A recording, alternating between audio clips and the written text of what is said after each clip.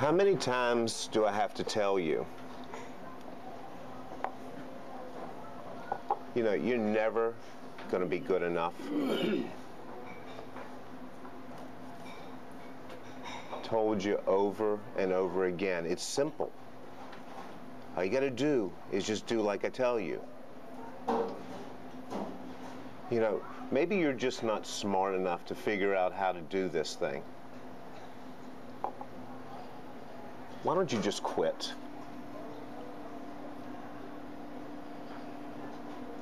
You know, I don't think you have a clue as to what's going on. You're crazy. You're stupid. Actually, I think life would be better if you hadn't even been born.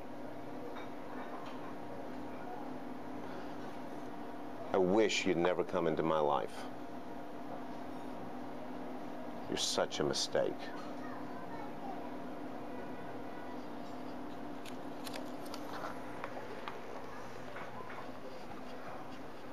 So, wow. Hard words. And I don't know about you, but I'm literally shaking when I say those words.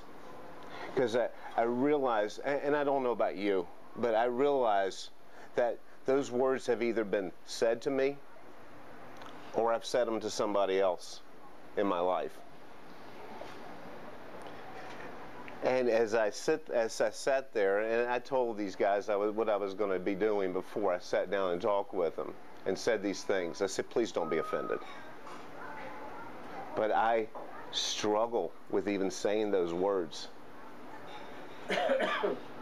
But it made me realize, and I've been preparing for this for a month, but this is still a struggle for me to talk about.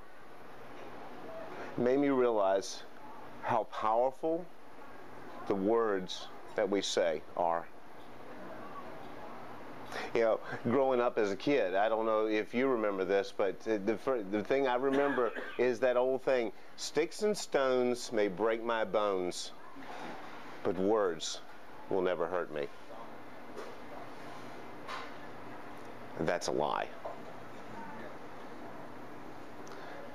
Words have the ability to destroy or to build up. And you know, as an attorney, I have spent my entire 25 years mastering the art of words. Words that I could use in order to knock somebody off kilter. Words that people would use that I could manipulate. Words that I could use in order to destroy. Words that I could take out of context to make my point, to win the case, to make me feel better.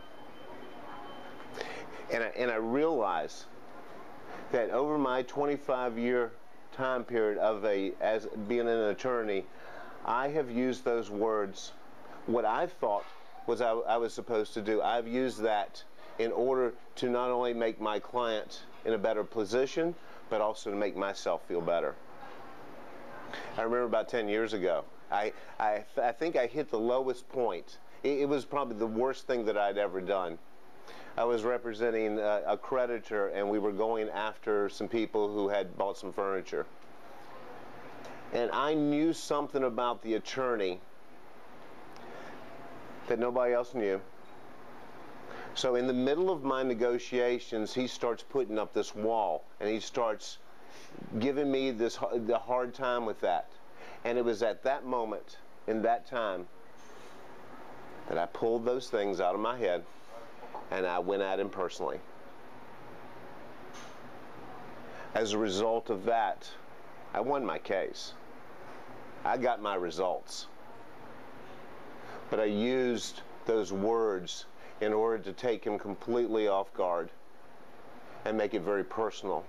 And it wasn't about the facts. It wasn't about the client. It was about me winning and me looking good. Had the same thing happen about 2 years ago, which really was about the time that it really changed the way I looked at everything. I had this young kid. I was representing a student loan group, and he had filed bankruptcy, and he was in a wheelchair. And it was horrible. He literally had to take medication for 2 days in order to get into a place where he could actually be into court. And they gave me all this information about what he was doing and spending his money on related to porn sites and all of this. And I had all this documentation, and I walked in prepared to literally destroy because I was there to win. And I looked at him, and I felt compassion for him. And I had to figure out, how am I going to do this well, given the fact of who God has made me to be? How am I going to do this differently?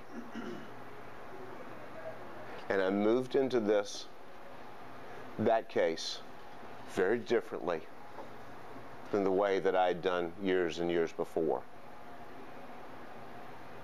And I don't know about you, but years ago there was a study that was done, and it studied our conversations and the way that we talk. And they came up with this analysis that there is a 6-to-1 ratio of the conversations that we have. A 6-to-1 ratio, which means for every time I say, I believe in you, there are 6 times that I say, you're stupid. You're not going to be good enough. Why don't you just quit? Why do you even keep trying? Nobody even cares if you live or you die. And I wish you'd never been born. 6-to-1. And when I heard about that, I thought, that's not me. All right, I'm a different person. I don't still go there. Years ago, yeah, no problem. Maybe probably 20-to-1. But I thought I'm doing much better. So I thought, I'll ask my wife. All right, she knows me better than anybody else. And so I told her about this, and her reaction was, yeah, you still do that. Not as hard and not as harsh as you used to be. But things that I would say, they didn't build her up. And I remember the look on her face when I'll say something, whether out of anger or just out of frustration. And I come to that place, and she looks at me, and it breaks my heart. And she looks at me and she says, you're tearing me down. You're not building me up. And I thought, that's 6-to-1 thing. That really explains why we have a problem in relationships, why we are struggling in marriages, why there are issues at work. Because if you think about it, for every word lifting up or positive or encouragement, I got 6 words of discouragement, tearing down. And when I thought about myself, I don't know about you, but if you think for a second, in the last 7 days, what do you think your ratio would have been? And if you think back to the things that you say and the comments that we make, whether off color or whatever that is, we say these things, and then if you look back at those words, you say, did I build them up or did I tear them down? And I thought, God made us differently. He made us to be people that could be able to speak truth and life into each other's hearts and souls. And when I was thinking about this, I thought, you know, there's a lot of wisdom in this book right here, in the Bible. But as we've been talking for the last couple weeks, we know a lot that's in here, but we really don't have application. So I want to take you to a proverb that was written by Solomon. If Solomon was in fact the wisest man other than Jesus Christ to walk on this earth, then what he had to say had to be important. And some of us have read Proverbs. You read it one chapter a day through a 30-day time period, and that's a process that we go through. But you know, I thought about that, and I've done that before,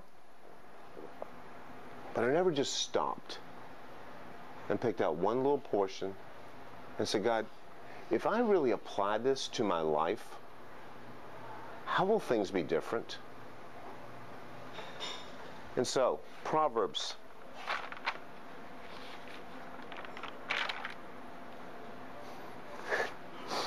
Proverbs 11:25. It says, whoever refreshes others will himself be refreshed. Just a part of one proverb.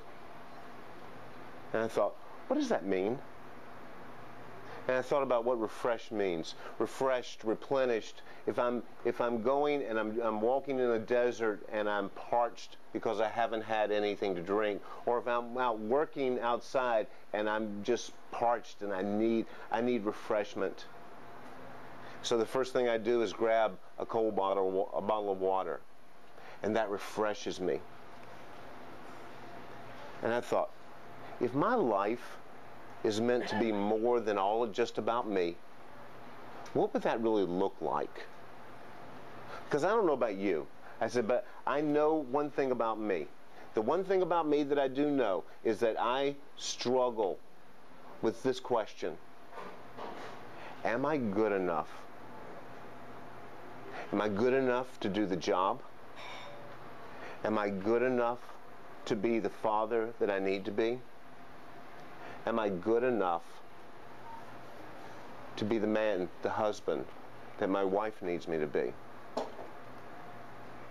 And I've realized over these last 5 years since I accepted Christ that He wants to speak into my life. He wants to use His Word. He wants to use these principles.